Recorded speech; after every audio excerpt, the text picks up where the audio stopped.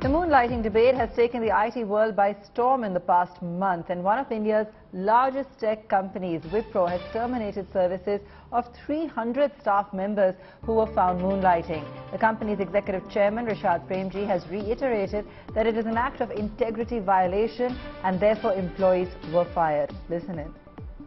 If you actually look at the definition of moonlighting, Sunil, it is having a second job secretively, right? So that's point number one. Two, I'm all about transparency, and as a part of transparency, individuals and organizations can have very candid conversations. You know, I work for Wipro, I work for somebody else, and I want to, play in a band at night or work on some project that I'm working on, etc., over the weekend. And that's an open conversation, and then the two adult individuals, the organization and the individual, can make a concerted choice about whether that works for them or doesn't work for them as an organization. The point I was alluding to more is the reality is that there are people today working for Wipro and working directly for one of our competitors. Right? We've actually discovered 300 people in the last few months who are doing exactly that. To me, it's a complete violation of integrity in its deepest form. So that was what I was referring to. There's no space for someone to work for Wipro and competitor X, Y, and Z, and I think they would feel exactly the same way if they were to discover the same situation. So that's what I meant, and so I do stand by what I said, that I do think it's a violation of integrity if you're moonlighting in that shape and form. Yep. So how is Wipro's tough stance being viewed by D Street? Listen in to Avinash Gorakhsakar of Profit Mart Securities. Moonlighting has been a very big problem with the IT sector. We have seen companies like Infosys, HCL Tech, TCS, and now Wipro, facing this challenge. Definitely, this news flow about Wipro management terminating the services of more than 200 odd people for moonlighting, kind of developments is definitely a negative surprise in the near term, because that actually puts a spanner in the works as far as talent acquisition is concerned. And most importantly, in terms of credibility to the client, which is very important. Most IT companies work very closely in full confidence with their clients, and therefore, this kind of moonlighting actually upsets the long-term relationship with clients. My sense is in the near term, the stock will definitely react negatively, but in the longer term, it depends on how this moonlighting aspect is completely minimized, because only then, markets would get a clear amount of comfort, from specific IT corporates. Yeah. We also discussed this burning hot issue of moonlighting with one of the biggest hiring agencies in India, TeamLease. However, there are good times ahead for employees of the Indian IT industry as well. Listen in to a conversation my colleague Akansha Chaturvedi had with the Chief Business Officer of TeamLease Digital. There are many trendy words that have been catching up with the workforce in the IT sector.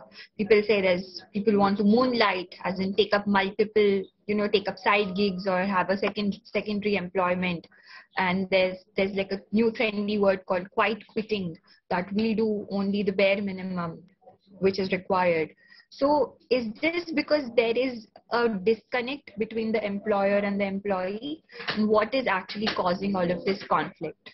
Well, I mean, the world is divided on this. Few people are saying it's highly unethical, but the startup world is more encouraging on moonlighting. But I think for me, at this point, from a policy point of view, we don't have a framework where an employee can have two jobs at this point of time.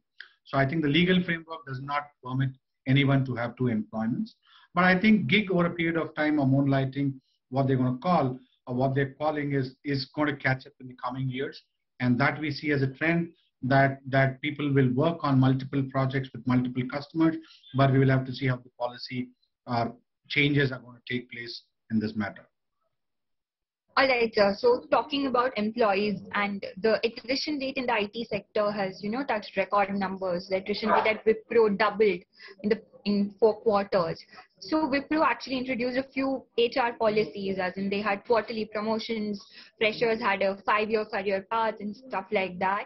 So could you tell us how this actually impacted the attrition at Wipro, and are these policies actually helpful, and should other companies also take them up? Well, there are two elements to this. One is attrition is not just compounded to an organization, but I think leave aside the names. If I was to say why attrition, one is that the super cycles of digitization has led to a huge opportunity, and that has created a lot of supply versus demand gap. Point number one. And you also see a lot of global players who are coming into India. The GCC market, which is about 1,400, is going to move to about 2,500, 3,000 as per the market estimates. So there are global players who want to come in. So I think attrition is going to continue, irrespective of what the macroeconomic conditions are. What do you think would be the outlook of jobs and outlook for the industry in general in the coming time? Well, we expect the jobs to double. We expect the IT employment, which is currently at 4.5 to 5 million, growing to about 9.5 to 10 million over the next 5 years. So the industry is going to grow, and the job market is going to be very upbeat. I mean, the trend that we're currently seeing of a hiring freeze is just a sine wave because of the macroeconomic conditions. But I think we are poised for growth, and that growth, and India is in the right place for that growth.